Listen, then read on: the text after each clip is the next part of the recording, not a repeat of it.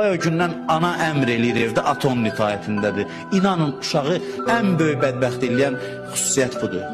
Ana sultan oldusa evdə, şah oldusa, ata möhtərəm olmadısa. O adamlar ki, Peyğəmbərdən, məsum imamlardan uzaqdır, o insanlardır ki, ailə daxili münasibətləri düz deyil. İstəyirsən bir xalqı, bir milləti, bir ümməti Peyğəmbərdən, imamdan, müqəddəs şəxslərdən uzaqlaşdırasan, ailədən başlamalısan. Birbaşa ailə ilə əlaqəsi var.